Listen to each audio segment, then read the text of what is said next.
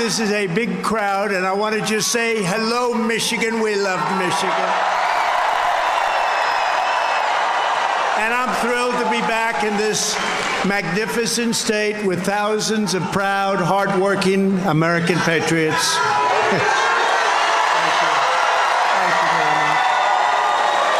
Before we begin, I want to send our profound sympathy and our immense support to everyone back in Florida and Georgia, the Carolinas, who are struck by this brutal wrath of the hurricane. Not a good hurricane. This was a big one. You know, a lot of times they say the hurricane's coming and nothing happens. This was a bad one.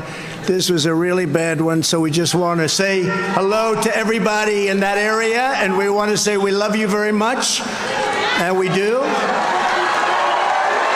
Just please know our hearts are with you and our prayers are with you. Thank you. We'll all stay strong together. We'll pull through it. That was a bad couple of... I think they'd like to see me in prison. Can you imagine? I think they'd like... You know why? You know why? Because they're sick. They're sick people. The Biden administration is completely corrupt, jailing political opponents just like the Soviet Union, now Russia.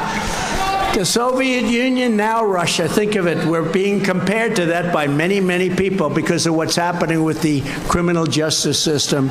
I think it's the criminal injustice system.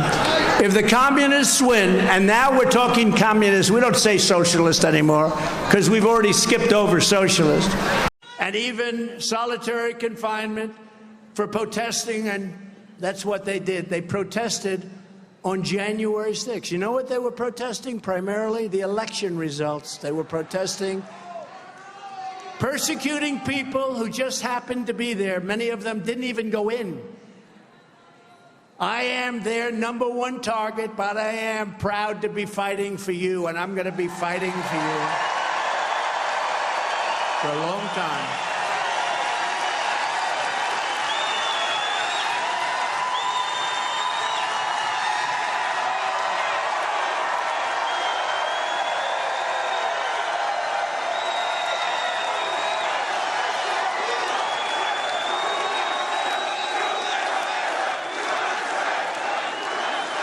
Every freedom-loving American needs to understand the time to stand up to this growing tyranny is right now. You don't have time to waste. If you don't want to live under the boot of cruel and vindictive left-wing tyrants, then you need to stand with the MAGA, Make America Great Again movement.